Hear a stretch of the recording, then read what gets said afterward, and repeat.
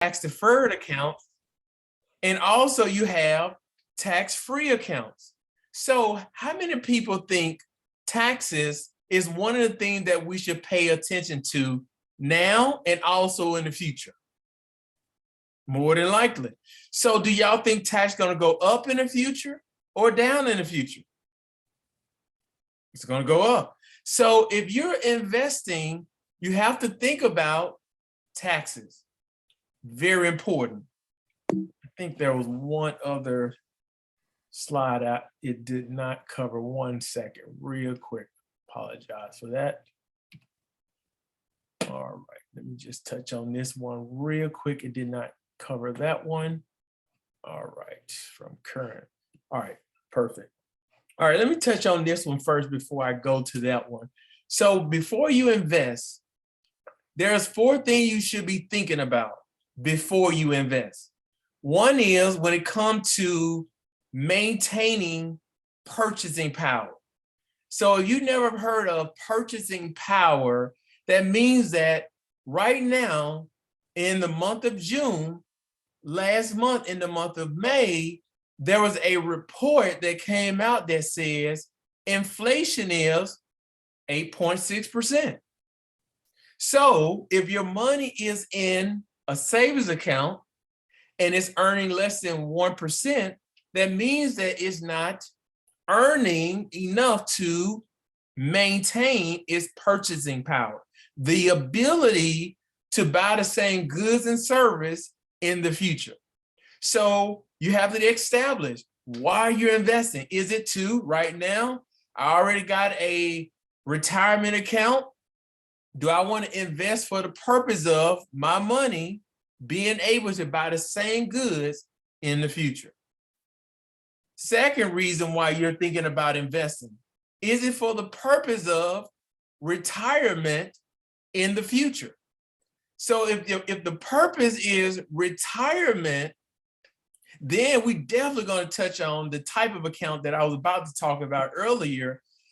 And you got to know that, okay, few things you want to know. When it comes to your retirement, what is your end date? I think Sam going to talk about maintaining your retirement lifestyle in retirement.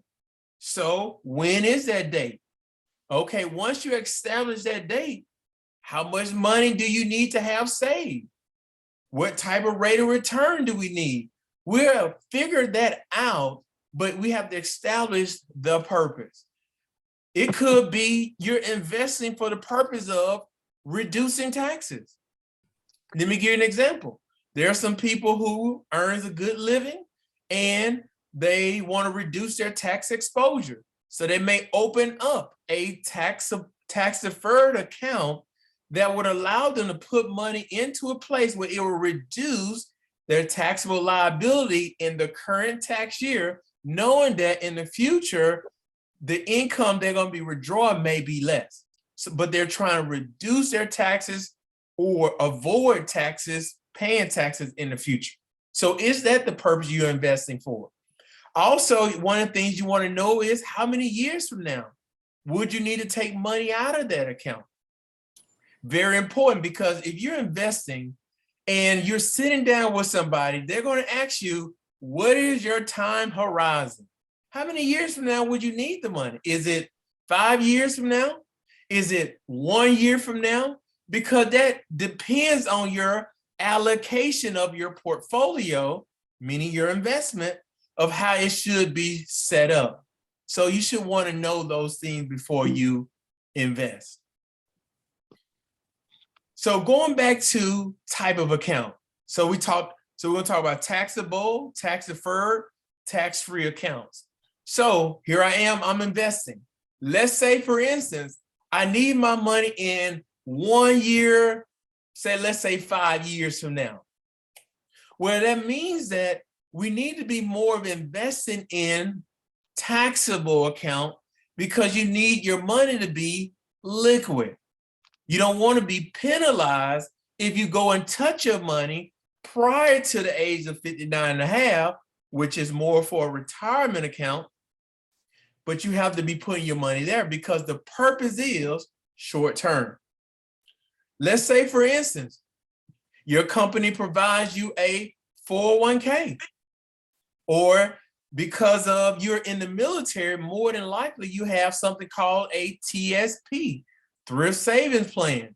So type of account is thrift savings plan. So the money you're putting in that thrift saving plan, you got to make sure, are you choosing Roth TSP or are you doing traditional TSP? If you're doing traditional TSP, that means you're in tax deferred accounts. You're not paying taxes now, you're paying taxes in the future. Kind of give you an example. Let's say you had 100,000 in that account and you're at a 22% tax rate. If you was to take out 100,000, you got to give IRS 22,000.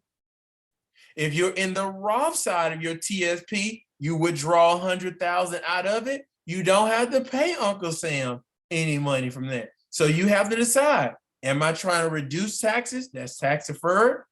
Or am I trying to, in the future, not pay taxes on my withdrawal? That's tax-free account. So think about your type of account as a shelter. That's all it is. Then it goes into the management of the account. So you're gonna say, my type of account is like a house. It has a garage. I can leave my cars out of the garage, or I can put my cars inside of the garage. So if you put the cars inside of your garage, your cars are protected. But when it comes to the management of the account, these are things outside of the garage, sitting in your parking lot, your car, meaning it's the thing that moves your account. You got to decide on what type of management account do you want. Do you want to have your money in cash? A lot of people are thinking that right now because the market is going up and the market is what? Coming down. We're in more of a sideways market. So some people say, well, let me just keep some of my money in cash right now. Well, you got to be thinking about that too as well, because inflation is 8.6. So if all your money is in cash and inflation is 8.6, you're losing your purchasing power. So you just got to be thinking about, what type of management do you want? Do you want to be using a CD? Well, what is the growth rate on a CD? Certificate of deposit. Is it 1%? Is it 0.5%? Is it 0.25%? That matters, because we're going to touch on something that is really important. Bonds. Something that you got to think about when you have your type of account, your IRA, your TSP, your Roth IRA. Do you want bonds inside of it? Maybe not right now, because bonds are typically more of conservative. However, it doesn't give much yield right now. So you got to think about that. Yes, it's good for them from a protection standpoint, maybe more stable, but if interest rate goes up, bond prices goes down. So you got to be thinking about it. All a bond is you are lending your money out and you're trying to get a yield on that money. Individual stock. When you're thinking about investing, you don't want to have your basket of money, all of it in just one stock. Kind of like going into an elevator. If you go into an elevator and it's held by one cable, how many people get on that elevator? Not very many people. But if that elevator is held by many cables, that's more stable. So you just got to think about it. That's okay to purchase a individual stock. Maybe it's in the S&P 500. Maybe it's a technology-based company from the NASDAQ. Maybe it's a Dow Industrial, Dow Industrial average company, maybe like a Microsoft, maybe like an Apple, maybe like, these big companies that's very stable, blue chip companies. Well, you got to think about that individual stock. Maybe want to do some research. There's two other things that you can put inside of your account: exchange traded funds if you've never heard of that before. And then there's another thing called mutual funds. Inside of your TSP is mostly mutual funds inside of your TSP. So you got to decide time horizons, risk tolerance when it comes to investing. Generally, ETF, exchange traded funds, are outside of your TSP. But inside of a TSP is generally mutual fund, a pool of people coming together to invest in a basket of companies. That's all in mutual fund, a diversified portfolio. Same thing with an ETF. It just have a lower cost than a mutual fund. Also, you want to pay attention to when you are investing. These are the things you got to focus on, is what's in your control and what's not in your control. If you look on the right-hand side, you'll see some of the things that are not in your control, like the stock market. You know, the market is going to do one of three things. The market is going to go up, the market is going to go down, or it's going to be what's called sideways. It's going to be up, down, one day up, down the next day. It's never just straight up and straight down. So you don't have very much control there. Another place you don't have very much control is policy. You don't have very much control on what the Federal Reserve is going to do. You saw the Federal Reserve had increased the interest rate 0.75%, trying to combat inflation. What that does for houses, cause people not to buy as much. Well, we don't have control over that. Well, you may have some control on the lower left, which is longevity, meaning the way you eat, the way you exercise.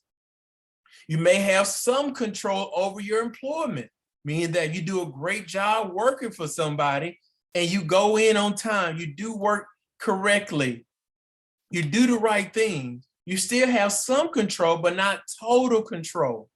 But the area that you have full control, if you're trying to invest, is saving and spending.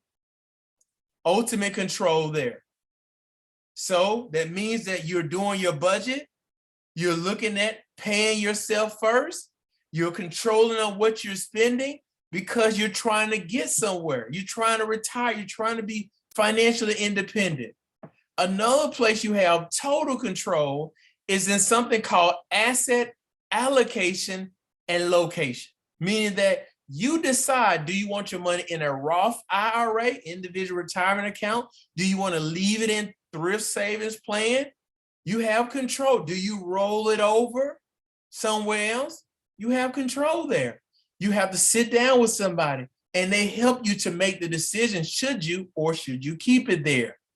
Asset allocation means when it comes to investing, that means how much stocks, how much bonds, how much cash should be in the portfolio. Asset allocation. What is the mixture? Should I have some international? Should I have some what's called large cap? Should I have what's called mid cap? These type of things inside of your portfolio. And when you sit down with someone, you definitely want to make sure they educate you on what you're investing your money into. That's what you should focus on. When it comes to the basis of investing, we can look at 3 ways you can grow your money. We can look at something called the rule of 72. We're going to touch on that. Compound interest versus simple interest, and also time value of money. So when it comes to growing your money, we already have established the purpose. We already know there is a difference between the type of account and the management of the account. I also got to be thinking about, how do I want my money to grow? Do I want to grow fixed? Do I want it to grow variable? Or do I want it to grow index? When it's fixed, that means your money is in maybe a CD, is in a money market, is in maybe bonds. It may be in cash in a savings account, meaning that's just a safe way of losing because of it's losing purchasing power, but it's a safe place with a fixed income, fixed interest. So you have to put more money into it to help you get you to your goal. So if you invest in fixed, that's conservative. That means that if it's conservative, that means it's not giving very much growth. That means you got to put more money into it to get yourself to the goal. Variable, that's when you're investing into the market. Your money can go up, it can go down. It's variable. Do you have the tolerance of sitting down when the market is moving, or index? Index meaning that your money is tied to the market. When the market goes up, your money goes up. When the market comes down, there's no losses. That's index. So you got to decide when it comes to investing, how do you want your money to grow? Very important. Another concept here, the rule of 72, a lot of you may have heard of it before, but it's a very important rule. You know, Albert Einstein talks about compound interest, talks about, it's one of the simple math shortcut that tell you how your money grows. That's all rule of 72 is. So what you do with the rule of 72, all you're doing is taking 72 divided by your interest rate. It tells you how many years it takes for your money to grow and double. So if you have your money in a fixed account and it's earning anything like 1% or less, that means it would take 72 years for your money to double. 72 divided by 1 doubles every 72 years. So you got to ask yourself, how many 72 years do I have in my life? If a person is 29, 10,000, by the time they turn 101, that 10,000 double. That's a long time. If your money's growing 6%, 72 divided by 6, your money doubles every 12 years. So when you're investing your money, you got to pay attention to the rate of return, because they tell you how long it takes for your money to double. 6%, same age, 29, 10,000, but at 65, there's 80,000 instead of waiting to 101. 10%, money doubles every 7.2 years, same age, 29, same amount of money, 10,000. You'll see that money doubling every 7.2 years. 65, instead of being 80,000 in the account, 320,000. The key thing with investing is not to be emotional when it comes to investing. The more emotional you are, the harder it is to get the rate of return you want inside of your portfolio. Very important. So, got an example. We're going to talk a little bit about compound interest, rate of return, time, and contribution. So let's say, for instance, we got a person, 25, 67. That person putting $178 a month into their account. We're going to look at how the money at different rate of return, because we're talking about the rule of 72, 1%, 3%, 6%, and 9%. So if a person started out and their money's only growing 1% and they got to 66, the money will be $101,434. At 3%, same money, it's just the rate of return change. Age 66, $179,000. 6%, same money, but when they got to retirement age, $404,089. 9%, same money, same time, $1 million.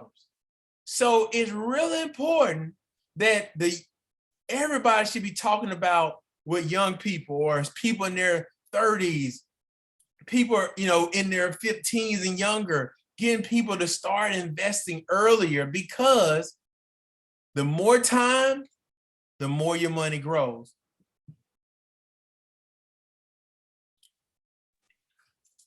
Here we have simple interest.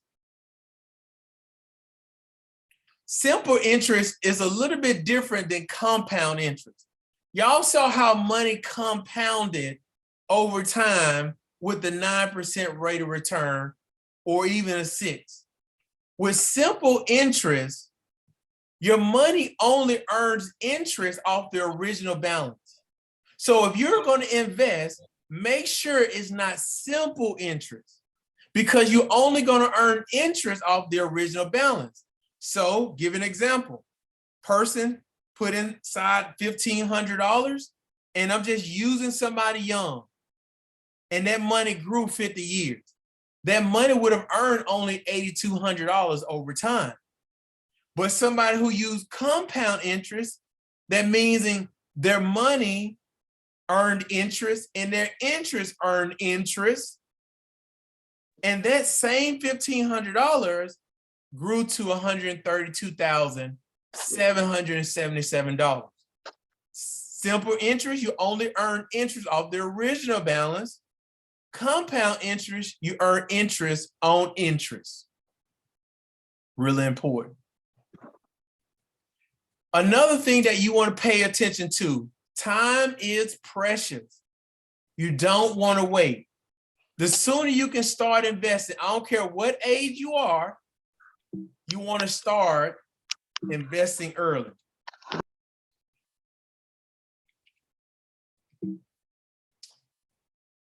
Interesting. All right. All right, so you want to start at whatever age you are. So let's say, for instance, somebody is 20 and they started. That person will only need to put $113 a month to get to $1 million. And this is earning 9% rate of return. The longer you wait to start, the more you need to save per month to get to the same goal. If a person waits to 40 and start, you have to put into an account not 113, but $731. And then you see as you get older and you're seasoned, you'll see that as you get to 60 and you're trying to get to that same goal, you have to set aside $8,589 per month to get to that same goal. So it's really important. Whatever age you are right now, just start there. No matter, 20s, 30s, 40s, even 50s, it's just best to start versus not having anything into their accounts. Really important guiding principles. When it comes to investing, start now, do it consistently. I like progress and be patient. Not go into the account and use it to borrow. That's what the emergency fund is for. We're going to let this money compound over time. 2 examples. I got one person started at a younger age, 22, and all they did was put $4,000 a year, and they stopped in 8 years at 30. They didn't put any more money into that account. They let that money compound. When they got to age 67, the balance was $1.4 million, $17,575, all because of the person started younger and they was consistent putting money in, and they stopped at 30, and that's what their balance grew to based on a 9% rate of return. Second example, somebody started at 30. They person put the same amount of money in, $4,000 a year, but the difference is you have to put $4,000 a year in every single year without stopping. That's 38 years, 9% rate of return, 67, $1.3 million. So example 1 started sooner when it comes to investing. They stopped sooner and still had more money. The longer you wait to start saving, the more you'll need to contribute every single month. So there was a lot of things that we covered today. I definitely want to, if somebody have any question, I definitely will answer any question. We talked about distinguishing your purpose when it comes to investing, knowing the difference between the type of account versus the management of the account.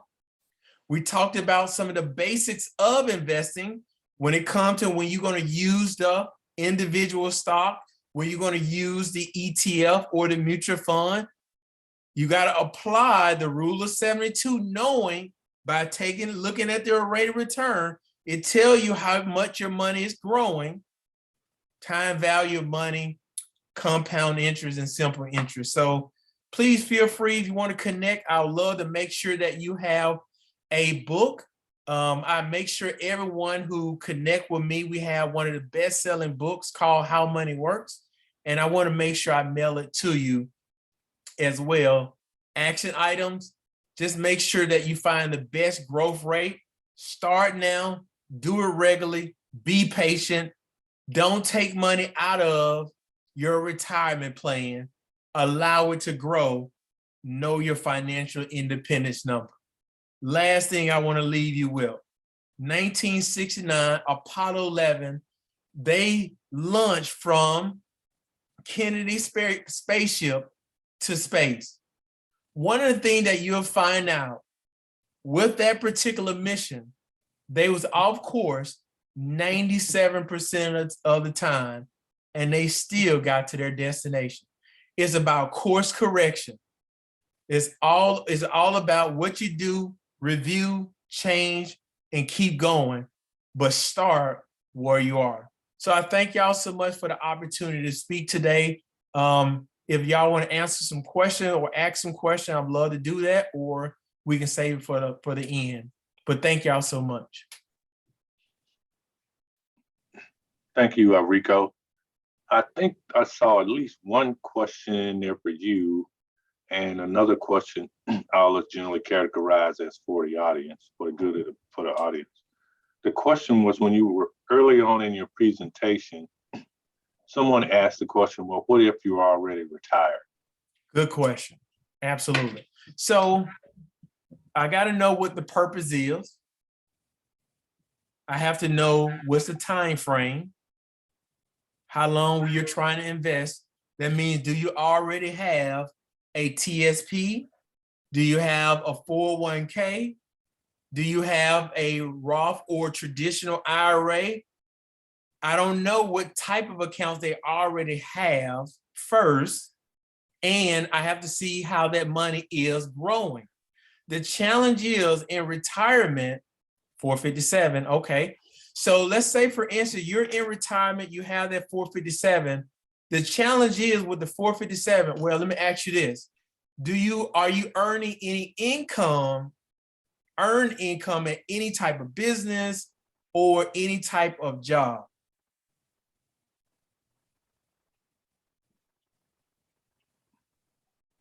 I'm not sure. Like, let's say for instance, it's only pension income. Okay. That means that that money that's at the 457, we just can't let it sit in cash. We can't just let it sit in bonds, because when it comes to inflation, your money still has to be working. But when it comes to investing, all you're trying to do is reduce the risk. That's what you're trying to do in retirement. You want to still be investing, but you're trying to reduce the risk too as well. So there are different ways you can go about doing it. There are ways you can put money into an account where it can give you growth, no losses on that 457 money. But the purpose is you may not need it right now. But let's say, for instance, you need to touch the 457 while you're getting your pension. Then it's about maybe active money management at that point. When I say active money management, I mean that you're having someone that has the ability to avoid when the market goes significantly down, and you're reducing the risk. So there are some variables we don't know, but at the same time, it's just about us sitting down, going over how that money is growing in your mutual funds. Is it in blue chips? Is it in large cap? Should it be in active money management, or should it be in another account outside of that 457 that's growing, maybe with no losses? So it just depends. Okay, and the other question that I picked up on was someone asked the question of whether or not the presentations will be shared with everyone. I guess the question was on video. The answer is sort of a no and a sort of a yes. Because the presentations are generally extremely large, most receivers of large files, your networks will not allow that huge volume to come in one batch. But what we have done is we have set up a YouTube channel for the Military Veterans Coalition of One. And I will make sure when I post this out there, the entire presentation, and I'll make sure it's labeled financial literacy. So if you go out to YouTube and search for Military Veterans Coalition of One, financial literacy, after this presentation, you'll be able to gain access to the actual entire presentation. Any other questions for Mr. Walker? And I it have a looks question, like- Mr. Walker. Okay. My name is Jennifer. Yes, ma'am. First, I'd like to thank everybody else again on the call who's participating.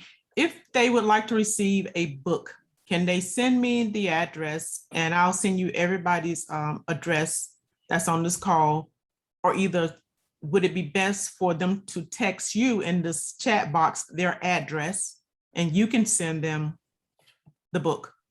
They can message me. I can put my number in the chat, and they just gotta let me know what's an address they want me to mail the book out to, and I can make sure they have a book in their hands to enhance their knowledge. So either way can work.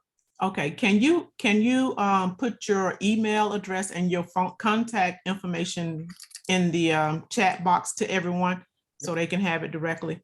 I'm doing it right now. And the book, is it a book that you wrote? It's actually two of my business partners. It's the best-selling How Money Works books right now.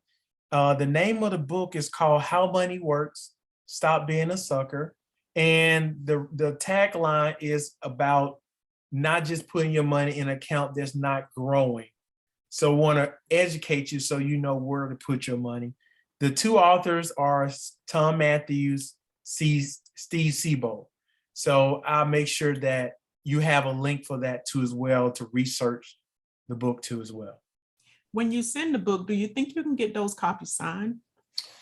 If they come That's a bit to Atlanta, Georgia with me in August, yes, I can do Okay, that. good.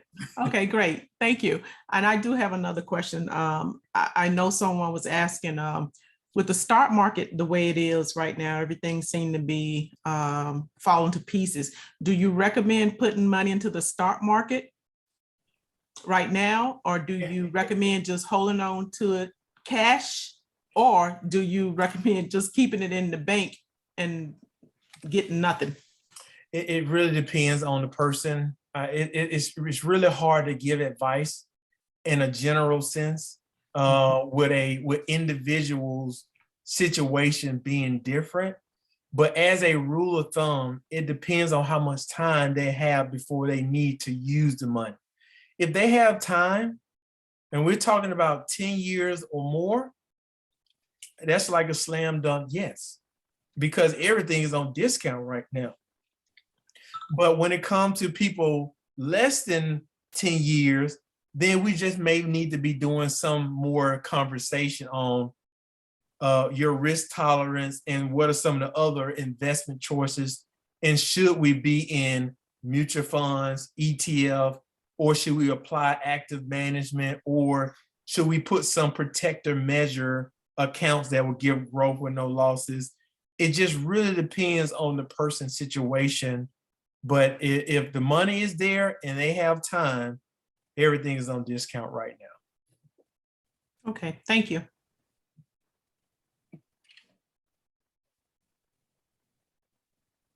Hi. Okay, go ahead. Hi, someone else is asking, or No, you're fine. Go ahead, Terry. hi, I'm Terry Hillard. Thanks for the information.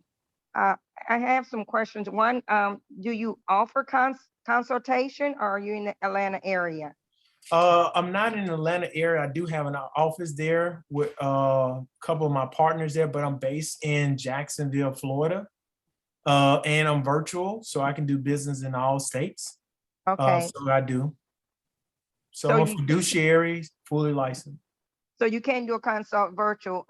You have that point of contact if I need to try to set up. I do have some questions based on some of the things that you mentioned, multiple portfolios, but a little stuck as that age approaches. Please send an email or text me your information and we can set up a time to get together and just have a conversation. No Okay. charge, it's just seeing how I can help. Okay, and we have that information on the slides or, I just put it in the chat. okay, let me see. Oops, I gotta find it. I don't see it on my end. I'll get it, I'm sure. Yep. I'll get it. Mariko@howmoneyworks.com and my cell phone number is there as well. Okay. Thank you. Oh, you're welcome. Thank you. There was one more question here, if you don't mind if I answer it real quick. It was saying, I have been told that in a few years, the deferred comp will automatically start making me withdraw. And that is called required minimum distribution, RMDs. So if you are at the age of 72, and I think probably Sam may touch on that, lifestyle and retirement, you are required to take money out of that account. And there's a calculation they use. IRS has a worksheet. If you want to know what that is, I can make sure you have that worksheet and we can make that calculation to figure out what it would be. But if you're not 72, you're not required to take money out. And if it's in a Roth 401k, Roth TSP, Roth IRA, you're not required to take money out of that account. But 457 generally is a tax deferred account.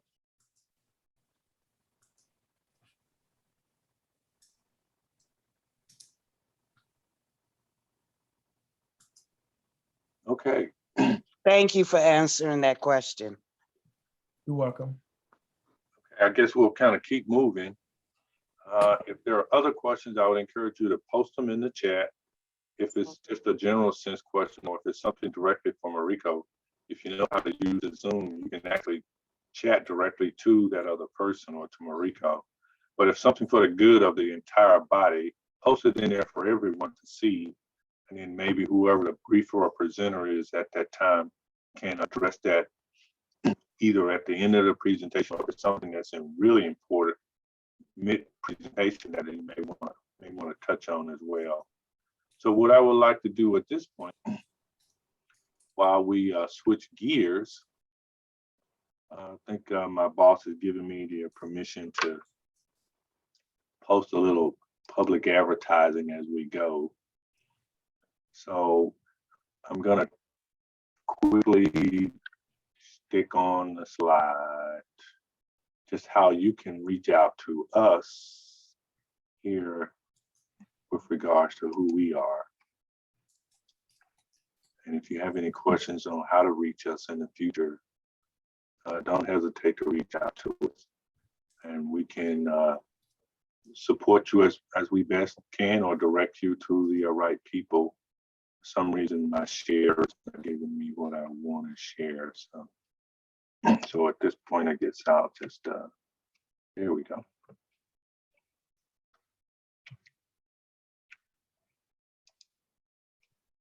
I thought that was gonna let me, but for some strange reason, it's not. Anyway, I'm gonna turn it over to our next presenter, who is Sam. Sam's gonna give a quick, brief introduction to who he is and what he does, and hopefully this will be as beneficial as our first presentation. Awesome. Thank you so much.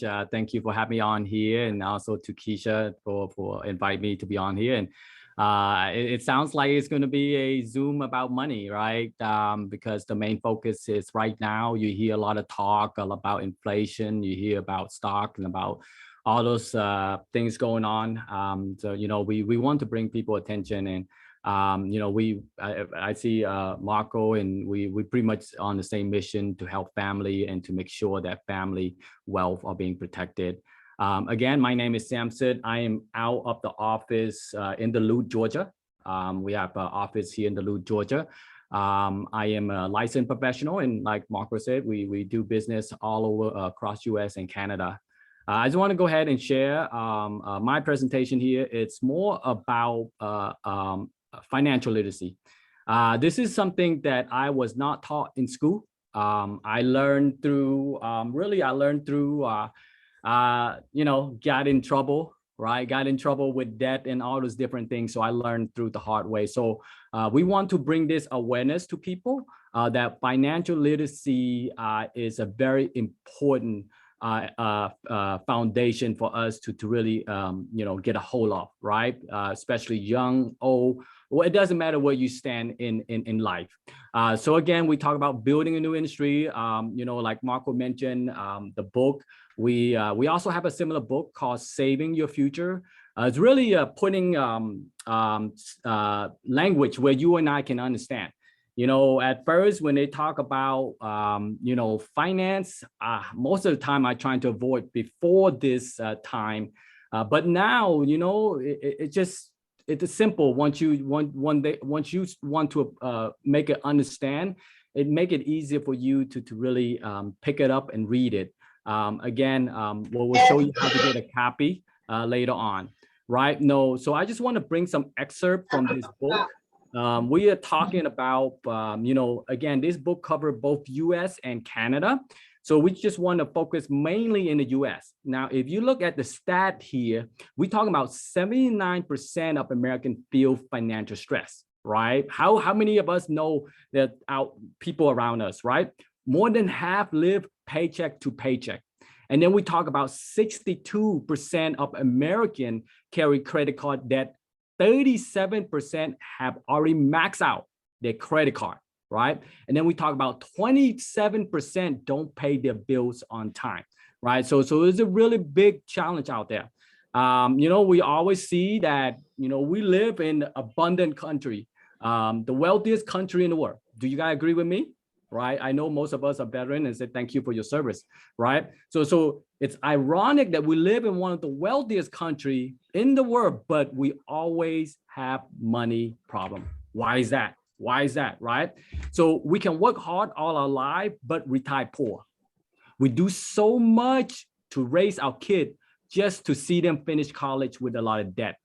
What's in the news right now, right? Student loan. Student loan prevent a lot of people from getting that American dream, right? And then we talk about debt become a way of life, right? Debt become a way of life for most people. They start to accept these things that, hey, you know what? We're never going to get out of it. You know, I'm probably going to die with it. And so they just kind of like accept the facts of that. But you know what? We want to bring hope. We want to bring, there's a chance for us out there, right? One of the things that we look at, hey, especially to income gap. If you see here, you know, 50% of the population is in the purple. You barely can even see. You have to really get close to the screen to even see this purple, right? That's the bottom 50. But then you look at the 90% of the population, right? So we're talking about the other half. The 50 to 90% is owned, like pretty much you can see now in the tan and the green. You look at this one, the top 1% own pretty much 10% of the wealth, 90% of the population, right? So in other words, the majority own a minority of the wealth, right? So who's control the money?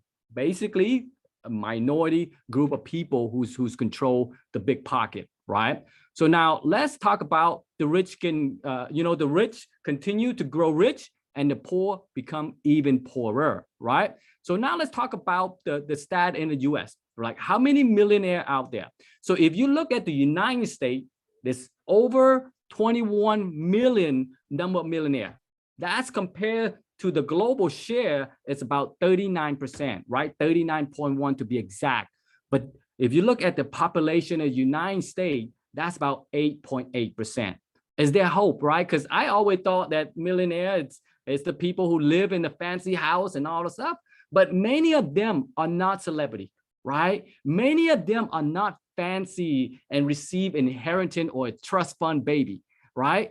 Most of those are average people like you and I, right? Build up financial future with knowledge, planning, and consistent practice over a long period of time.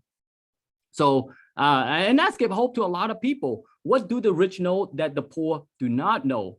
We talk about poor, right? The poor are getting poorer because of what? It's not because any other things. It's a lot boiled down to habits, right? Habit play a major key in our life, right? So bad habit, poor decision start to add up. They don't budget well, right? They don't keep up with their money. Second thing we talk about, they don't have financial goal or retirement. You know, I see Marco put put an independent number. You got to know your independent number. What are you trying to hit? It's not about working for another 40 hours, get your OT and all this stuff. You're not going to get to where you want if you don't have exact destination, right? Then understand about college education, healthcare is very crucial. My parents, both of them are in their 60s. My dad about to be 70. Be able to help him transition in that age 65 and 66. It really opened up my eye, right? We talk about poor people have a very expensive taste. Very brand name on almost everything, right? So they're living with credit card debt and liability, and a large portion of their income going to pay interest. That's why at the end of the month, they cannot find a really good positive cash flow to put in saving, because majority of that is serving debt. They don't prepare for emergency. Who would thought of shelter in place? Who would thought of have to stay in all this home? This is crazy. This is only something that we witness in a zombie movie or something, right? And then we talk about their work for a living. Getting to Wednesday, hump day, Friday, thanks goodness it's Friday, right? They get to enjoy those 2 weekends, and then Monday, what happened? Monday, that's where a lot of people, getting their stress, heart attack, and all those major things on Monday. They have to start their life all over again, right? So they don't have a good knowledge and are often not interested into financial matter. Sometimes we're trying to help them understand the basic of how money works, the concept of saving early, and all those different things. They're trying to avoid it. They say, well, you know what? Things will take care of itself, right? Again, time for a change. We got to be more proactive in what we do. We can't let that happen, right? And that's why in our organization, our community, we believe in financial education. We said, hey, don't depend on someone else. Don't depend on your union. Don't depend on your government. It's neither in the hand of your bank nor your broker, right? You got to take control of that, especially nowadays, right? Take control of your money. You make money, right? Learn how to save money. Learn how to grow that money. But at the end, the most important part is learn how to protect that money. When you need that money will be there for you, right? So we empower people to really get educated, be your own money manager. What we're saying here is that, hey, it can cost you more if you know less, and also take time to understand how money works. Make money work better for you, right? So now let's talk about how can we build something for the long run that could really weather this financial storm, right? We don't know where this storm is coming from, but again, you got to build something on a strong platform. So what we say is that you cannot build wealth just money alone. You got to have what we call a financial foundation. First thing we talk about, proper protection. Protect yourself. You are the major asset in your family. Control your debt management, learn how to get out of debt, build up a good emergency fund, and invest for the long haul, right? Time is your biggest best friend, right? For some people when they're young. So like building a house, you must build it from the ground up. What we're saying is that you got to understand your foundation. What we're trying to do here is moving from people who's really feel insecure about their finance to be more secure, and ultimately is to become financial independent, where you don't have to worry about, oh, you know what, what's my time off the next couple of months or something like that, right? So you have that freedom of choice, freedom of time. right? Now let's talk a little bit more about what we mean by proper protection. Learn to protect your income, right? Disability and all those different things is very important. The moment you don't have income coming in, it's a big challenge for the family, especially if you're a breadwinner, right? Your health, you know, especially in 2020, and no one foresee that, you know, that pandemic thing happened, and then your asset. You want to protect what you built so hard for the rest, for your whole lifetime, to be able to protect that, especially from creditor. Okay, and then we talk about debt management. Debt management, you know, we offer a very great workshop, and we'll share with you later, where you have the opportunity to learn. So one of the concepts that we put out here, what we call debt roll-up, right? Debt management. So this is for someone who, you get a chance to join our workshop. You learn, how a simple $100 that you find you didn't know you have can really cut your debt down in a very short period of time. So for this gentleman, you know what? He have mortgage, bank, auto loan, MasterCard, home improvement, and credit card. What we say is that, hey, go ahead and list your balance from the highest balance to the lowest balance, right? We know that the minimum amount for the lowest balance is $10. If you can go through your financial checkup and see if you can find and save $100 and apply that $100 to your lowest balance first, just $100. You know what happened? And now you from that $100, you pay to your minimum. You only increase by $100. For that, you cut down from paying 19 months. You pay it in two months, right? Once you finish that balance, you take that 110 and add it to your next balance, your home improvement balance, right? And the previous minimum balance on that payment is $50. Now you have an extra $110 add to that minimum monthly payment of $50. What you get, $160 you're paying on that balance, right? From a 38 month to 10 month. Okay, now you finish that balance, you move up to the next one, you move up to the next one. As you can see here, I'm not going to go much in detail on it, but I encourage you to really take a look. And we do have a workbook to go along with it to help you. And that, hey, you can do it with just finding $100 that you didn't know that you have, right? So for this person, able to really adding $100, pay off that bill from a 30 years, to cut it down to 17.5 years, right? See, now you have more time. You gain your time back. Okay. So now let's talk about emergency fund. We all talk about learn to build up 3 to 6 months of income. All right. So that's so crucial. And then I would encourage my client mostly say, hey, you know what, if you can do 6 months, get 6 to 12 months. If you don't have any emergency funds, start with $100, move up to 1,000, move up to 2,000. So that way you can see the momentum. Investment. What we're saying here is that, hey, learn to save and invest, right? Learn to save and invest, because we believe that if you can save first, you form a good habit. Because a lot, like myself, when I first started, I am a very good spender. It took me for a while to really change my habit to a good savior, right? So now, Sam, how can I achieve that? How can I do that? Right? So what we're saying here is that first, yes, saving and investing. You got to first put money away before you can grow money. So assuming that if someone who's 60,000 in income, start and, set aside just 10% of that, right? Send it 10% of that. This is about $500 a month, $17 a day, because we like to break it down to a day, because, sometimes we spend Starbucks and that's $8, $9 a cup, right? That's something that we can cut back. Starting at 30 years old, right? Assuming that you start early, right? 30, and then we talk about in 30 years at age 60, you will have at 8%, 745,000, right? On your money, right? We talk about saving and investing. But what if you get a 10% return on your money, right? So you're talking about 1.1 million.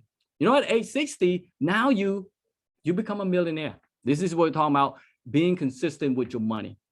And then at age 60, we talk about assuming that you stop, you don't put any more money into this account no more. Now you let your retirement nest egg continue to accumulate, right? Now you let that money that you work hard for the last 30 years to really work for you. When the last time we really put our money to work for us? Very few, right? So at 8%, your money can double in 9 years. This is what we're talking about, Rule 72. Right? How fast your money double. So if you get a return on 8%, your money will double in 9 years. So Sam, what is 9 years for me? Well, you know what? 6 years, if you're at age 60, 9 years, that's going to put you at age 69. You could, now you're looking at 1.5 million on your money, right? But what if you get a better return? You get a double digit return on your money. Well, you know what? Your year is even shorter, right? So at age 67, you will double to 2.3 million. You know, this is where we talk about generation of wealth. This is how we can grow and build wealth over time. So you can become financially independent, right? So we talk about taxes. I know Marco went over taxes. We talk about saving. Consider about where you put your money, right? Tax Now. A lot of us know about Tax Now. That's the first thing most of us open, our checking account, our student. I remember my first student checking account. So as you can see here, everything you put in there, you see all the purple. They tax you all the way.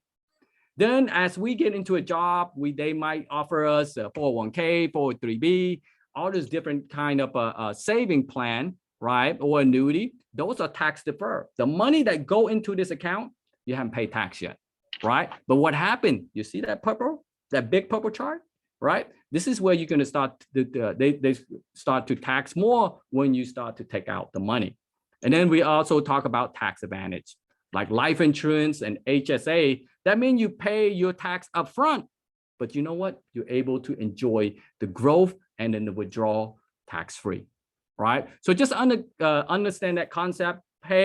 Are you paying too much, right? So we reference to the Saving Your Few book, page 17, that go more in detail. Now let's talk a little bit about college, because right now college spending, college student loan, this is the major thing. I know one of the things about college is that the cost of college is double or triple. You know, we don't see where it's going to stop. It's just going to keep going and going and going. So what do you know about college planning? You know, I was the first one to go to college in my family. So all I did for myself was just to try and error, right? But again, I wish I have this program with me. So we work with two nonprofit organization called Heartland Institute of Financial Education and also Education Encompass, right? Knowing what to do after high school is more than just paying for a higher education. Because most parents, they say, well, Sam, where can I save money for my kid? Have you ever thought about things that you can prepare them for college, right? First, yes, tuition is important, but funding option, knowing the funding option, there's a lot of free money. There's a lot of resources out there that parents haven't really tapped into it. They only tap into it and they hear someone from somewhere, right? Understand about admission, application, and essay. How some people get into a Ivy college, but they may not score well in SAT, right? Major and career choice, right? We want to make sure that we get out and able to fulfill our life, right? Letter of recommendation and transcript, decide between public, private, local, or abroad. Visiting campuses, right? Housing, transportation. Because most students, when they come to college, they tend to listen to their peer, right? They tend to want to go to the college their friend or their best friend go to, right? But this is something to consider, right? So what we're saying here, hey, get a coach when they are in high school so they can guide them through this process, right? Another thing we talk about is Social Security. Understand your retirement. You know, 40% of people income in the retirement is coming from Social Security. Play a big role. You're talking about 40%, you're talking about cut back your 40% of your lifestyle, right? So you have to make sure, am I getting the most out of my Social Security? When should you claim for Social Security? The importance of Medicare or medical expense when you need it. You know, I'm also a Social Security, certified Social Security analyst, right?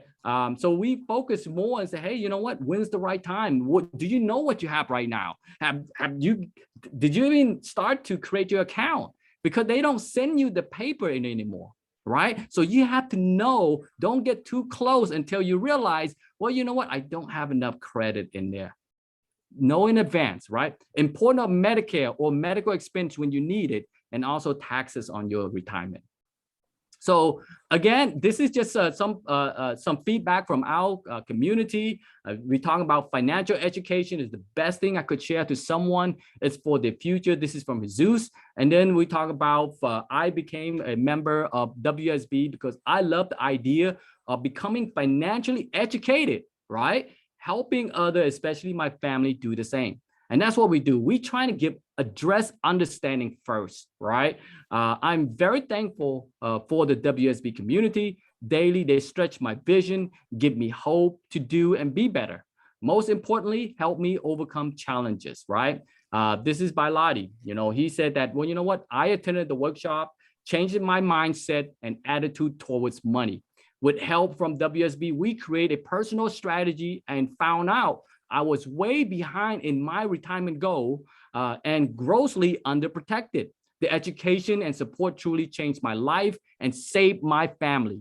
Now I'm proud to say that I'm on my way to building a strong financial future, right? So I encourage you, you know, later on, we'll put some information. You can get a copy of the book because we want you to really, you know, empower yourself, take ownership, not just really here's the news and get email from all these different, I mean, out there, they're always trying to sell something, but what we're trying to do is address the understanding first. And this book been printed over 1.1 million of copy already. And they have in 4 languages from Spanish, Vietnamese, and Chinese. So we're trying to bridge the gap of minority, and especially when it comes to, we know how to work hard, but when it comes to money, we are very not skillful in regarding to that part. So also we have a workbook to go along with the workshop. Like I said, our campaign is all over the US and Canada. We have a big mission. Our mission is to educate 30 million families by 2030. And, you know, I hope you guys can be a part of it and just share, just bring awareness to people why learning about money and learning about financial education is so important. We have over 300 financial center. I know there's multiple office here in Atlanta. Like I said, myself, I am out of the Duluth office. So again, what can you learn from all this workshop? Number one, you know, what I'm sharing with you today is just our introduction. I encourage you to continue to go all 6 workshops. Cover everything from building, saving. You're talking about 6-7 hours that we cannot get in 30 minutes, right? So I encourage you to do this. Once you finish, you get what we call a certificate of completion. Okay. We also have a over 79,000 member in the community. We have a private Facebook community where it's live, where we engage and encourage each other. Sometimes, you know, people post, you never know how you make other people feel, right? Again, we share our financial education in home, public library, school and university, place of worship, small businesses, corporation, government agency, from FBI and friend and family and online. I think the best thing is that, you know, we continue to share. And you know, with the Zoom, it really allow us to really out there and proactively. And also another thing is that we give back. You know, we believe to give back, and we a brand partner with Charity Water, you know, to make sure that people out there deserve clean water. What they do is that they build wealth across the globe. We, you know, realize, and myself, my family, I am what they call spring supporter, meaning that on a monthly basis, they would draft from our account to really, you know, address clean water. So since mid-2020, our community given over 2.4 million to charity. And, you know, when we ask, you know, the new normal things, you know, what's going on with this change? Is it for the better or for worse? You know, you hear a lot about technology, social media. So again, it just really disrupts the way we do things now. And we have to be able to really grab it fast because it's moving really fast. And you hear a lot too about Great Resignation, where people want to change. They looking for a better future for themselves. You know, they sometimes it's almost awakening for them, right? What am I doing in my job? You know, working like this. So people want freedom now. People want flexibility, lifestyle, and a purpose. You know, and life is just too short just to really work for a paycheck. Really, again, you know, we also have an opportunity here. You know, and to be a part of us, we talk about our business platform. We are World Financial Group. It's the fastest growing organization with a diverse business platform in the financial industry. We also have incredible track record where people come in and just want to do part-time, you know, just want to save extra $500 or $1,000, and they can build themselves a good career with us. So we're saying here, hey, you are not free until you are financially free. So again, I'm coming to an end now. We talk about choices. You know, the choice that we make today would affect you 5 years from now when you reflect back, right? Change your thinking, change your future. We talk about first, save your future, increase your knowledge, and make more money. Make more money. I think right now we're in the best opportunity where the market is in question. People are looking for a better solution. Build your future. Start building a business in a growing industry and be your own boss, right? Do something. Share the campaign, you know, be part of the campaign, build an organization across the US and Canada, make a difference, build a great family, create a legacy, and help the less fortunate. That's the thing. I mean, I feel good, you know, when we make more money, we get back more. And that's the beauty about really be able to contribute to society. So again, we talk about join our cause to fight debt, financial insecurity, and also financial illiteracy. I know Keisha is gonna reach out to you guys, but before I end this session, I wanna share a couple pages real quick, just regarding to the workshop wise. We do have a website called learningneverstop.com. This is where you can really register for upcoming workshop. Like I said, we have a goal to educate 30 million family. Right now, we at 1.9 million. So again, the workshop, we have 3 sessions. You can join in on Zoom, you know, 3 sessions per day, one at 2 p.m., one at 8 p.m., and also one at 10 p.m. Because again, we have to massively campaign to achieve this 30 million family educated goal. So again, we have Monday through Friday, and this is going to detail what can you learn in workshop 1, right? What can you learn in workshop 2? So it's just a little bit snippet of what in more in detail. Most of this workshop about 1 hour, right? So again, I said, you know, this is our brand partner. We partner with Charity Water and to bring clean water to everyone. And then we talk about the community here right now is 79,000.8, you know, on here. Really just share, I mean, out there where they educate, where they welcome people, you know, where we have a big convention right now in next month in July in Fort Worth, Texas. It's really just, you know, we have a major speaker to really, you know, bring hope to people, to give people a chance that, hey, I can do something big too, right? So again, thank you so much for allowing me to share. I would pass this back to you, Dave. Okay, thanks, Sam. I think I saw one general question that could probably be answered by either you, Sam, or you, Rico. I think Rico addressed a little bit of it while you were doing your presentation. So if you got anything to add, the question was, what if I'm already retired?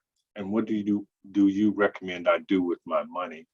I guess I kind of fall into that, even though I didn't ask the question, I fall into that category quite nicely. Well, I think personally, as a professional, we don't advise something that we don't see. I would have to do a what we call a financial checkup, right? You know, to see where's your asset, where's your expense, where's your money sitting at before I can even make a recommendation. If this is more personal, I would advise to schedule sit down time with Marco or myself, and we can really address that one-on-one, because this is more on a individual, because we don't know what's the horizon, right? We look at the life expectancy of horizon of that person. Everybody's life expectancy are different based on their family history, pretty much. We are very unique. We are very unique. Not one thing will solve everything. So very unique. Okay. And I believe there was another question, or maybe that was it. Are there any other questions from the audience before we switch over to our next presenter? Hi, my name is Whitney Williams, and I do have a question. First, I want to say thank you for the presentation. It was a pretty high level view, so I did have a question in terms of like, how would I gain more knowledge, like financial literacy knowledge, like that goes more in depth, and then how do we have access to the book, and what is the cost of the workshop? Okay.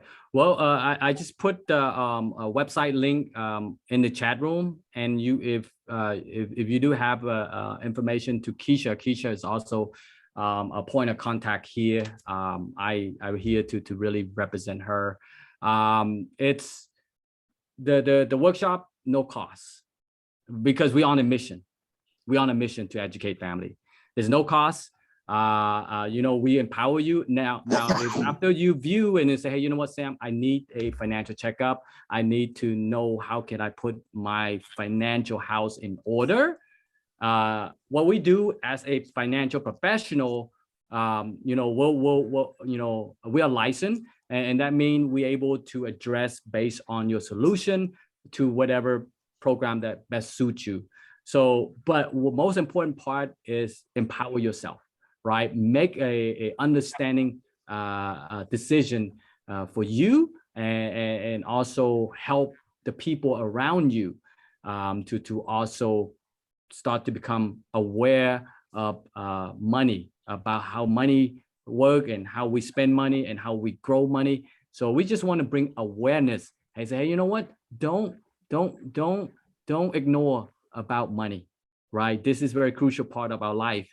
We live around money. So we have, and if we want to win the game of life, we got to know more about money so we can really win the game of this life. Okay. So again, Keisha is on there. I will contact you before 5 p.m. tomorrow. Okay. So put your name on contact, and Keisha will reach out to you. Thank you so much. Okay, thanks, Sam. Anyone else have a question for Sam?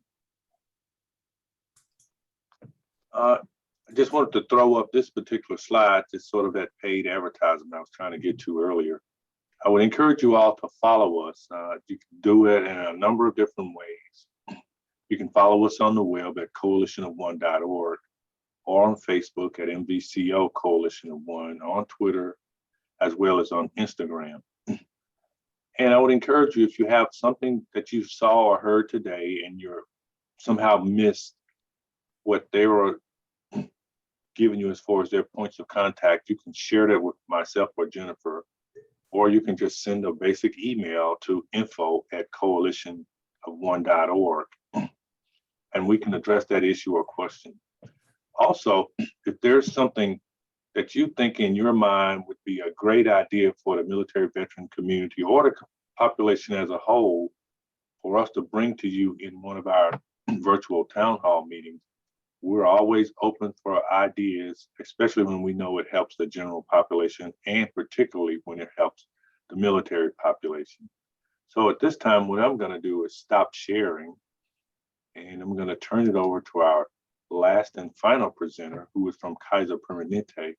Terrell has been our one and only stalwart supporter of the Military Veterans Coalition of One, and I want to personally thank her while I got everyone else on the phone here. And just we do appreciate what you do for us and what you've done for the military community. So she has a presentation that she's going to give that I believe kind of links into the first two that you've already listened to and heard. And then we'll kind of do a quick wrap up after she handles some questions and answers at the end. Thank you, Dave, and thank you, Jennifer, for the opportunity to be here this evening. And again, to the other two presenters, I actually wrote down, you're not totally free unless you're financially free. What a great statement.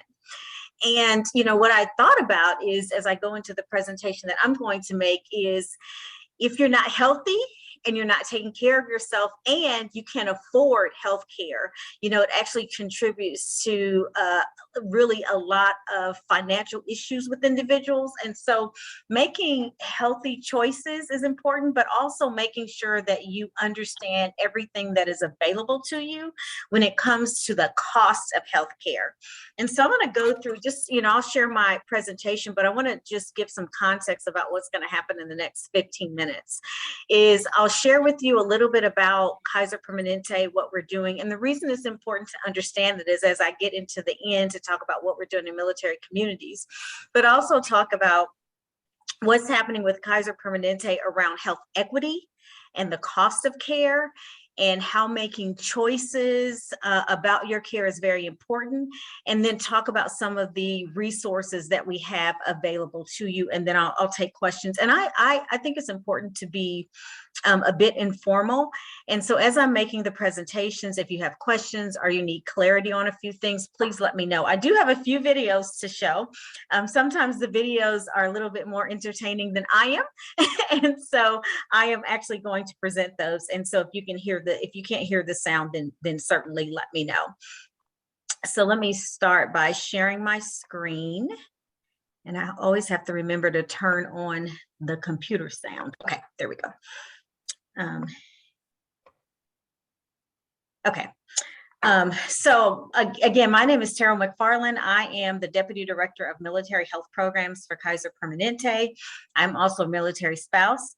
I've had the opportunity and the pleasure of working in the military space for about the last 30 years. I worked for the Army as a Navy inspector. I worked for the Marine Corps managing all of their family programs. And I also worked for the Army and the Air Force, and then served in the last two positions as a VP over military support. The other gentleman that you see on the screen is Brandon Hannon, and he is our workforce health consultant. And his main role is to support work and Kaiser Permanente and other departments within Kaiser that actually helps to make sure that we have programs that combat some of the chronic illnesses that causes rising costs in healthcare. So the first thing I want to talk about is everybody, sort of has these questions about how Kaiser is connected to military health corps. So we actually had the opportunity to be selected by the Defense Health Agency to demonstrate a coordinated care model. And, as we're talking about financial wealth, one of the things that they wanted to focus on is better health outcomes, and making sure that we do that with lower cost, and that we do that in a way that is relevant, particularly to the military community. And so one of the things that they looked at is Kaiser's model of value-based care. And so what I'll do as I go through the slides is talk a little bit more about that, but let me pause for a moment. So there's this whole focus, and sometimes we don't feel that way, but DHA has this whole focus on looking at lowering costs for healthcare and making sure that we create programs that help for better health outcomes, okay? So I want to pause for a moment and talk about health equity and disparities, and provide just a few examples of, when we talk about costs and the cost of healthcare, we're finding that in communities of color, in communities where social economic status is a little bit lower, and in communities where there's not a lot of education about all the health resources that are available, the cost of care tends to be higher.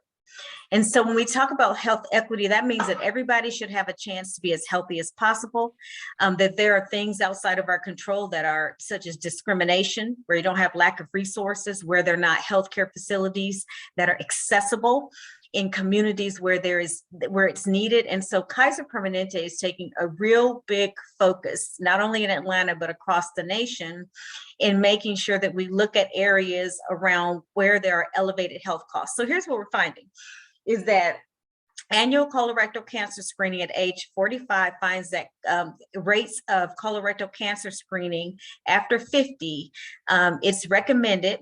We're finding that in our communities or communities of African American communities, that they're not getting these screenings as soon as they should, as often as they should, and the same happens for breast cancer.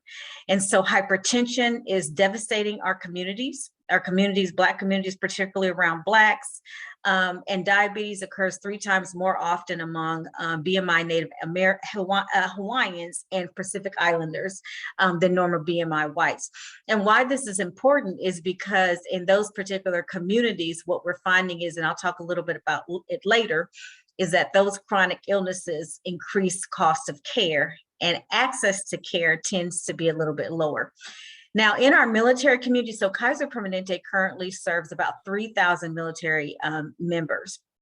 And without getting into specifics, and I'll talk a little bit more about this later, we're finding that we are having higher cases of diabetes, higher cases of hypertension, BMI is elevated, and also we are finding, we're doing a better job, but screenings for breast cancer awareness and colorectal cancer also is lower among African Americans than non-African American or non-people of color. Okay, and so again, looking at those health disparities and making sure that we are creating programs that actually combat those issues because they elevate costs.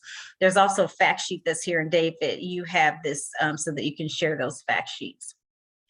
So let's pause for a moment and just talk about, what is Kaiser Permanente even, and why do we even care about this? So there's 4 guiding principles, and I'll talk specifically about 2.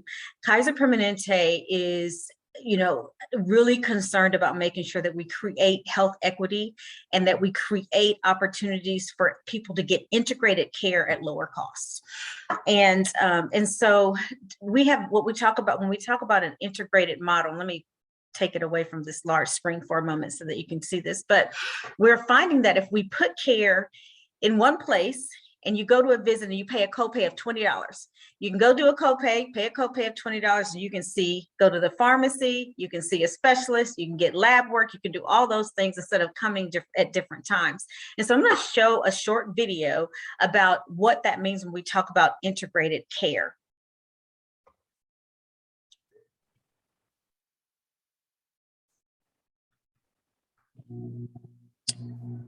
Let's see if it's going to show.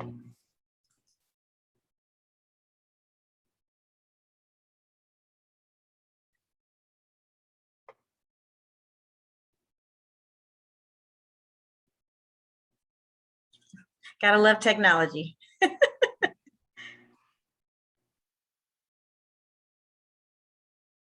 if not, I can talk through it. Wow.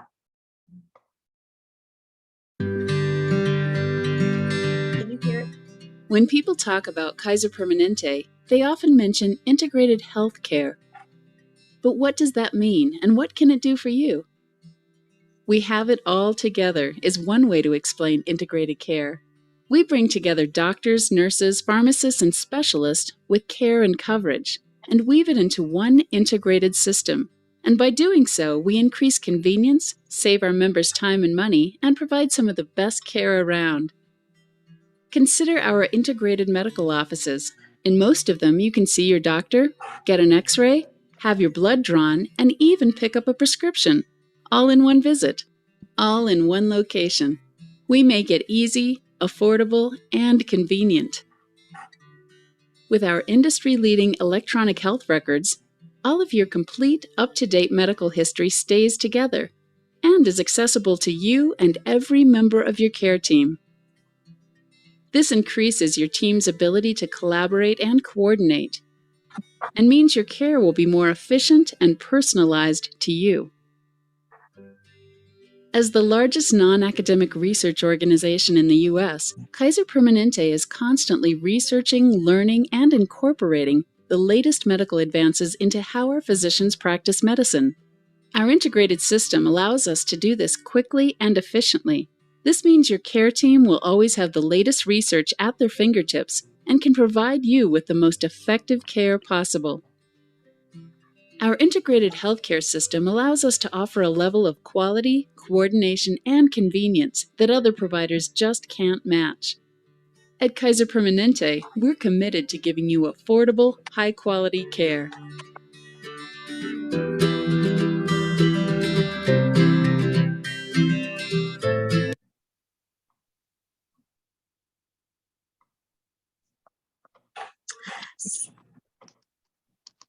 So as you saw in the video, one of the things that we talk about is this integrated model. The other piece when we talk about the cost of health care and health equities is we actually now have a research department that's focused solely on health equity and health costs. And one of the things that they found, and this is astonishing to me, that health disparities annually cost about $93 billion in excess medical care costs and $42 billion in lost productivity. So when we talk about healthcare and health disparities, it is not only a cost on the economy, but also a loss in productivity per year. And also economic loss due to some premature deaths. So we actually have really focused on making sure that we're actively addressing health equities and then making sure that we make care affordable. And that's one of the reasons for our integrated model. The other thing that we want to make sure is that when we have individuals coming in, that they're top-notch doctors, right? That we actually do not cut costs on doctors, on care, that we want to make sure that we're providing services that are quality. So all of our doctors have to be 100% board certified. And we have doctors that have graduated from some of the top medical schools. We have them from Duke, we have them from Meharry right here at Emory, and many of the top medical schools, Stanford and Harvard, our doctors come from. And then later on, you're going to see some of our doctors that were also doctors in the military. We also understood how important it is to start to develop those doctors, right? And so we actually recently opened our own medical school in San Diego. And one of the things that we found is that we actually can not only do research about health disparities, but we also can develop doctors who understand how important it is when you're going into these communities, that you go into these communities not only as top doctors, but you make sure that you are also are a voice to ensure that people are getting quality care, no matter what color their skin, no matter if they can afford it or not, but that they're getting quality care. And so we ensure that it's one of the best practice medicals. There's collaborative treatment and care delivery, and they're also learning about the unique model of Kaiser Permanente.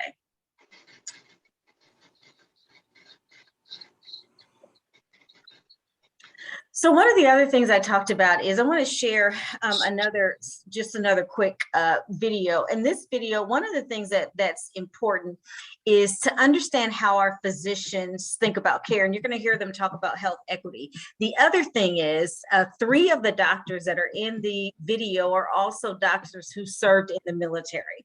And so I'll share a little bit more about that after you see the video. So let's hear what they have to say about health equity.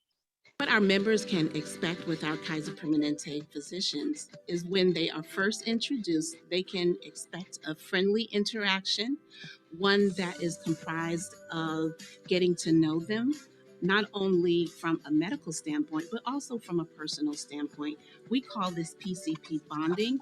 And what we find is that this PCP bonding helps to promote health and wellness on all levels. It really helps to include our members to get involved with their care. Kaiser Permanente doctors are mission driven. We believe in providing compassionate, high quality care to our diverse population. The KP difference is that we provide equitable, inclusive care for our diverse population. We tailor each experience to our patients' needs. And KP's system of integrated and coordinated care allows me as a physician to carefully listen to each patient's needs. So I get to be a human and not just a doctor, providing the best care possible to all of my patients. I think what makes us different at Kaiser Permanente is our integrated care model. It's the ability to take care of the whole child. So we offer things like lactation care support for newborns. We have adolescent psychiatry and psychologists for those turbulent adolescent years. We do things that it's difficult to find and to do in the community. The KP difference with respect to specialty care relates to one, because we have a culture of collaboration. When we take care of patients with complex medical problems, I may be best at one aspect of the care, but then I hand off to the oncologist or the rheumatologist or the urologist even, that work together really optimizes the care of our patients. The KP difference with advanced care is when you walk into a 24-hour facility, you can get some emergency care in a place that knows you. This is a facility where you can come in and be seen for a variety of different reasons. So whether you've, had an injury, you sprained your ankle, you cut yourself, or you're having chest pain or abdominal pain, it's a place where we can see you, evaluate you, and treat you 24 hours a day.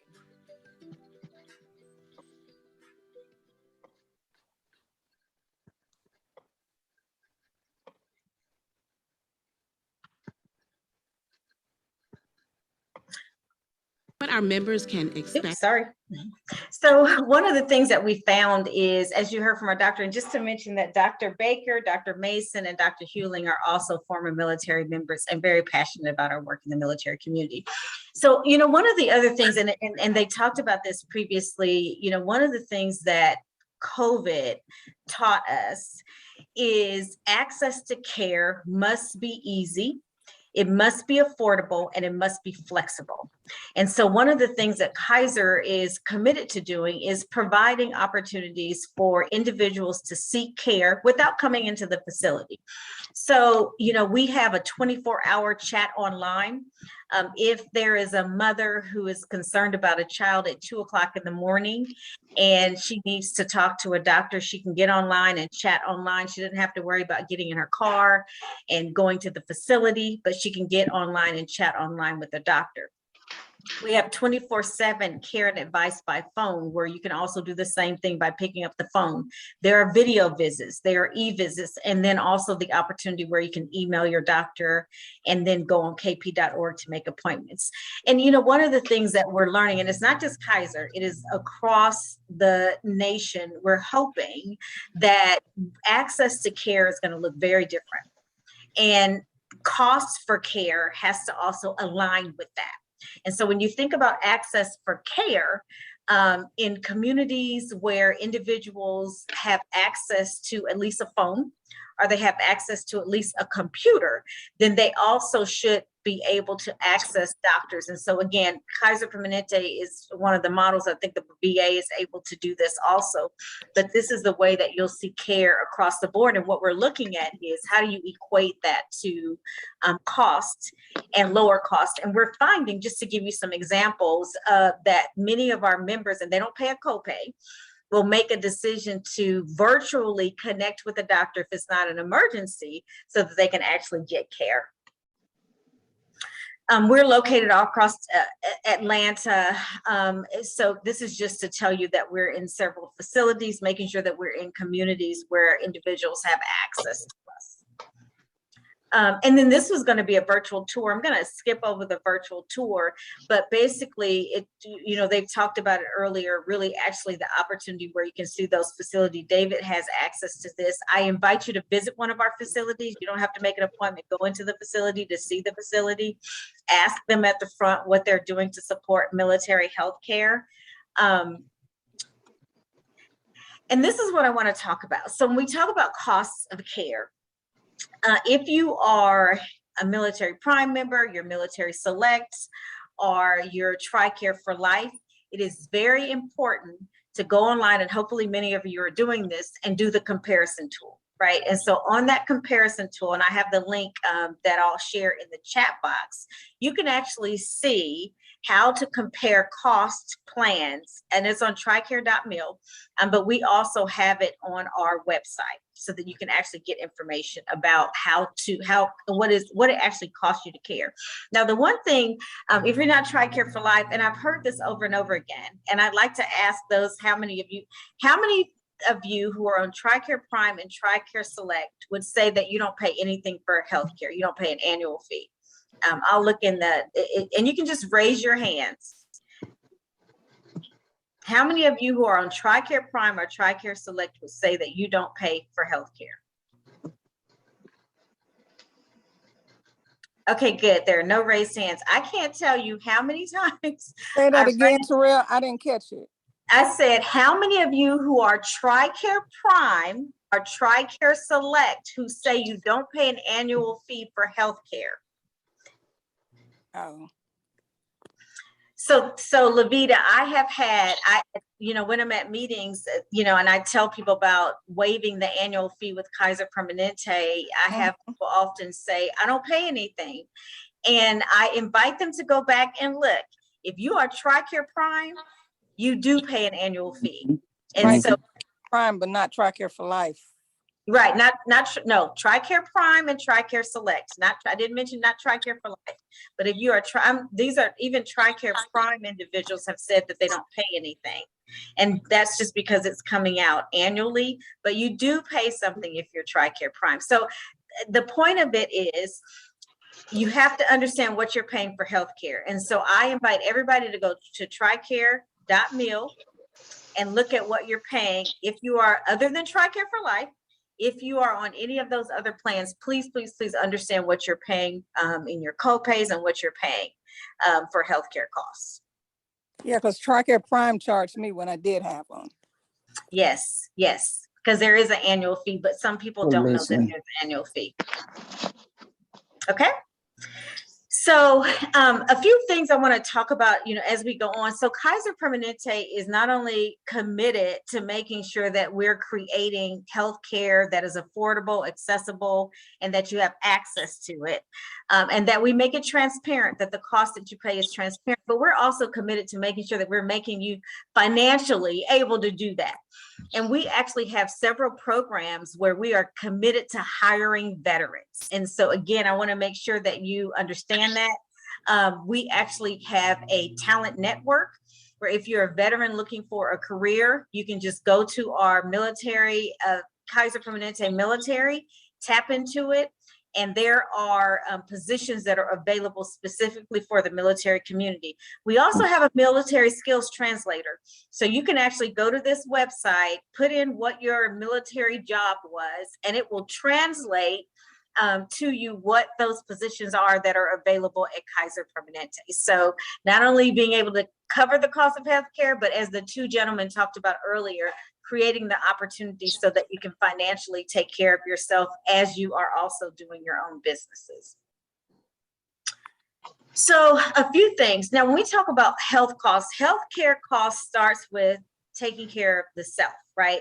It starts with making sure that you're creating an opportunity where you don't have to pay high healthcare costs. And the first thing with that is making sure that you're taking care of yourself. So we want to partner with that. We are all about prevention. And one of the things that we have available to the community is kp.org, where you can go on and see radio online podcasts. We have a symptom checker. There is, if you're taking any medicine, you should know what you're taking. And there is a health and drug encyclopedia. You can do a total health assessment, and then there's some lifestyle programs that are available. The other thing we have available is chronic conditioning coaching. And so we have every program that you can think about. Many of them are free and available. And so you see some of those listed here with managing weight, eating healthy, getting active, reducing stress, diabetes, and those kinds of things that are available to you. And then we also promote good health by providing free resources through health information. You have access to virtual workout classes and guided meditation podcasts that's available to you, and that is also free to the military community. And then we also offer, $25 a month for a gym membership, because we want to make sure we're helping to prevent you from getting into a place where your health is costing you more than it should. It should just be about maintenance. And then we also offer several discounts that you can find information more about on our website. We offer free the Calm app, My Strength app. One of the things that we understood is we are getting overwhelmingly requests for mental health and mental wellness support I mean, overwhelmingly that we're having to just outsource some of it. And so one of the things that we wanted to make available to the community is free. So it's no cost to you, is the Calm app and the My Strength app. And I'll tell you in a minute how to get to those. And then also Burn Along is free. You go online, there's thousands of courses online, anywhere from financial literacy to nutrition. You could work out with your friend in California, and you guys all can be in a class together and see each other, and you don't have to be in the same space. So it's actually a virtual tool for you.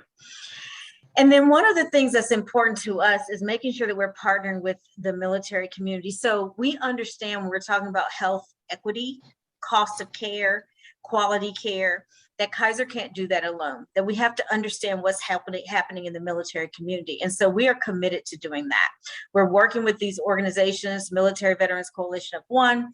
We're working with many organizations to really support efforts around healthcare and efforts around workforce development and efforts around getting health and wellness resources out to the community. So we have a few events coming up. On June 25th, there's only 100 slots. I think there's just 15 left maybe. This Saturday, the Georgia Department of Veterans Affairs will be hosting with them, sponsoring a conference. You don't want to miss it. There's free lunch. It's from 9 to 4. It's in Sandy Springs. There will be sessions, presentations, and it's all about health and wellness. And we really invite you to attend that. We have health and wellness webinars that are each month. This coming up in, not June 29th, but in August, we'll actually have a TRICARE certified benefits specialist. And so we have all those kind of topics. And we also have incentives for you to come. So the first 25 to come, you get a Chick-fil-A card. I don't know how healthy Chick-fil-A is, but get a salad with it maybe, not the chicken. And then we have a sit and get fit exercise class. That's July 15th. And then July 16th, we invite you to come to a health and wellness fair. And one of the things we'll be doing at the health and wellness fair is videos. We want to actually talk to individuals about health and wellness, what's needed in the community, and how Kaiser can help support that. And so I can talk a little bit more about that. And then we'll have lunch there. And then we'll also have gift cards available to anybody that attends. And then again, in July, there's some other events. You can go to kp.org/TRICARE to learn more about some of those events that we have. We have virtual cooking classes, and then we'll have a drive-through lunch on July 22nd. And all of it is about health and wellness and making sure that you understand all of the resources that are available to you. So to learn more, again, I encourage you to go to kp.org/TRICARE. You can call 800-514-3589, or you can reach out to me directly to get some additional information. And I will take any questions that you have. Carol, I have a question. Yes, ma'am. All those great things that you mentioned, there's great events and things. Where would we locate that if, like, say we missed something and we want to go back and check to make sure that we register for it? Would it be on kp.org/TRICARE? Yes, it will be on kp.org/TRICARE. Let me share my screen. And basically when you go, let me just share my screen here. I can't. So you go to kp.org/TRICARE and just go to community events. Okay. And we also highlight someone every month. So if you feel like you should be highlighted, let me know. And so you just go basically to, that's the career slide, but you basically just go here and then you register. It's pretty simple. Okay. And you just register. And that's all the information, and register for the event. And you should get a notification that says you've registered for the event. Thank you. And I'll put it in the chat. What other questions do you have for me? I have a question, Terry. Okay, yes, sir. So I live in Jacksonville, and there's a lot of military here as it relates to, you know, Navy. So I'm trying to figure out, like, I guess as I'm sitting down, because I have military clients as well, do I ask them what they have and say, hey, have you ever heard of Kaiser Permanente, or what am I doing? Because I'm green to this part right here. Marco, that's a very good question. Are you in Jacksonville, Florida? I am. So this is a demonstration right now in Atlanta. Unfortunately, if they're not in the Atlanta metropolitan area, then so DHA wanted to just see how this model works. At the very beginning of the slide, when I talked about better health, those kinds of things, it's a demonstration. And I don't know where it's going to expand to yet. So if they're in Jacksonville right now, this model is not available to them. But let me answer it this way. One of the things that I still would ask them, Marco, because it's important for them to understand what they're paying, is to ask them if they are part of TRICARE, and if they are TRICARE Prime or TRICARE Select, that we invite them to go to the TRICARE website and look at what they're paying every month. Okay. Okay, that is important. And, you know, maybe the ones on this call, you know, they might know, but I can't tell you, Marco, how many people have walked up to me to say they're TRICARE Prime and they don't pay anything a month. When we say, oh, we waived the fee, they're like, well, I don't pay anything anyway. You know, that alarms me because they do pay something. So only clients that I have in Atlanta recommend the company to them or look into it. Yes. Okay. And we are expanding in other areas, Marco. I'll get your information. I don't want to publicize it too much yet because we have to sign an NDA. But when that information changes, I will definitely let Jennifer and Dave know so that they can get it to you. All right. Any other questions for me? Okay, have you all opened up the portal for TRICARE for Life yet? No, but we are working on it. Okay, did you touch on Silver Sneakers? I did not. So Silver Sneakers is available, but it's available to our Medicare community at Kaiser. And was that Lavita that asked that question? It was. Okay, Lavita, I know you asked Malcolm that question too, so I'm going to connect you to Malcolm because that way we can encourage them to open it up to our military community also. All right. What is the problem with getting TRICARE for Life incorporated into Kaiser Permanente? I don't understand that. It's not a problem. That's a DHA call, right? Defense Health Agency and Humana. That is Kaiser would be all over it. And so the Defense Health Agency wanted to see how this model worked, rightfully so. And so that is actually a call that would be made by Defense Health Agency in partnership with Humana.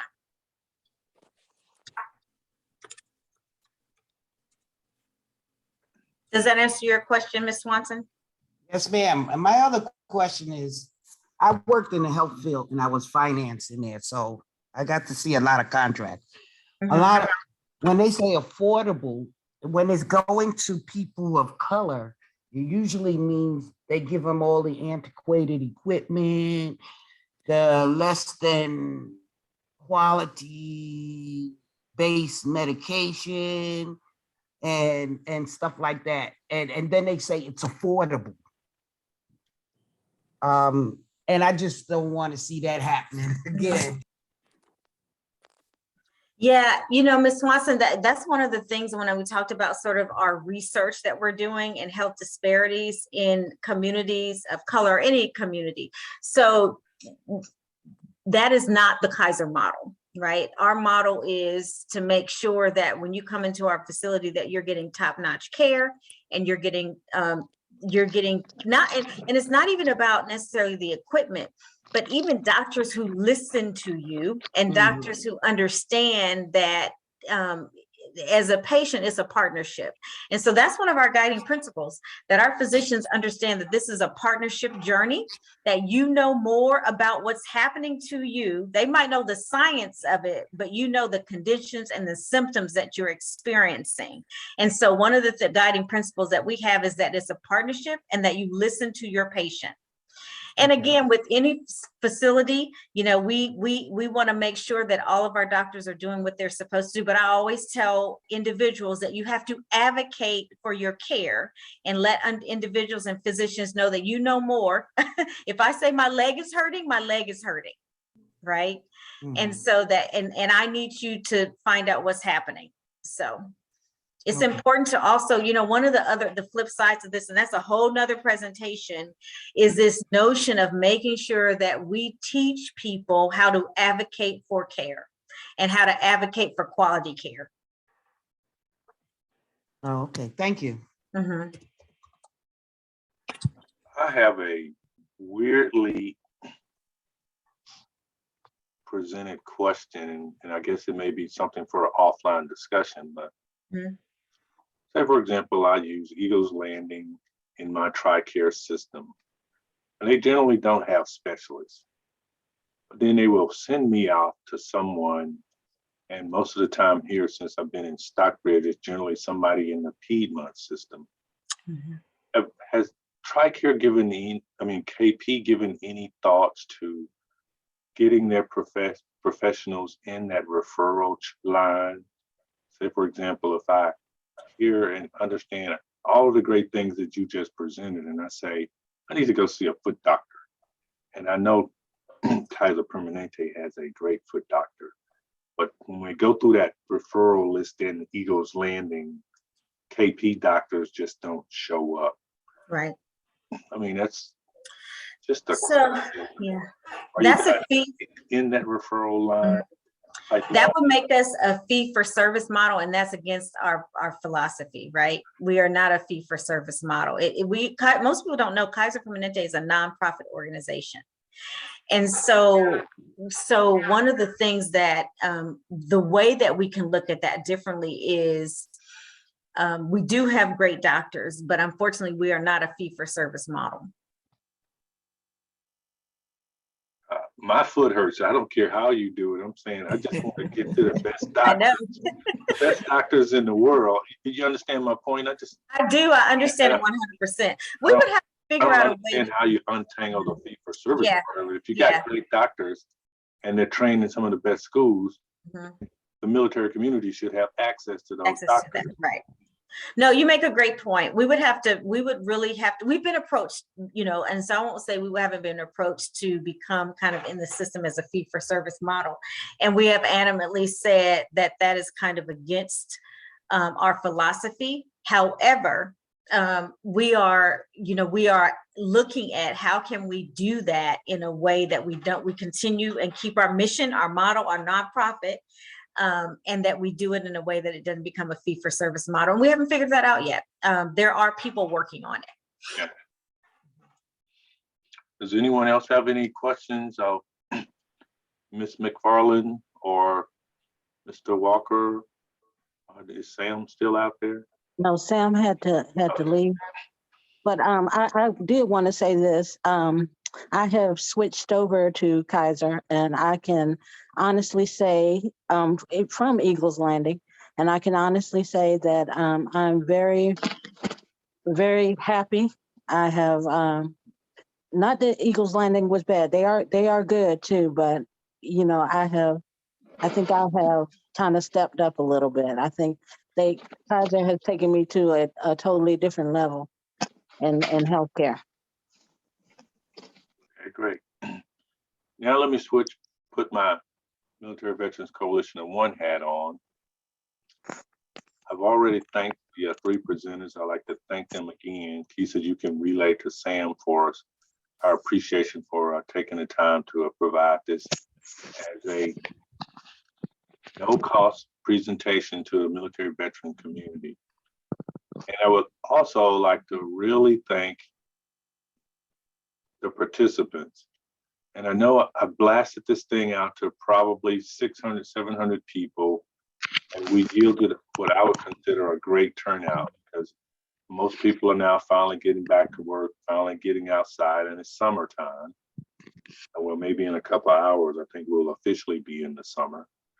But I do appreciate you all taking the time out of your busy schedules to participate in what we believe to have been a great virtual town hall session. And I would just encourage you, as you see us send things to you, hopefully that you've gotten a flavor from this particular session that we make every effort to present to you something professional and meaningful. So then I would just encourage you, when you see it, share it. Let other people know that we are really out here pedaling like ducks in the pond, trying to do something good for the military community. I will leave it at that, and I'll give the boss of the organization the last and final word. Thank you, David. Tara, are you still on? Is she still on? I think she unplugged. She had to go. Okay. Well, again, just keep in mind that thank you for your participation, and keep in mind that if you're not free unless you're financially free. Did I get that right? I got it right. Okay. And please make good health choices and follow up with one of the three experts on the team here, or you can call myself or David, and we can give you their information if you did not receive their contact information. So thank you all and have a good night. Take care, everyone, and we appreciate your service to the country. Thank you, guys. It was awesome. Y'all have a good evening. Bye-bye. Thank you. David, can you stay on so we can capture the information that's in the chat? Good night.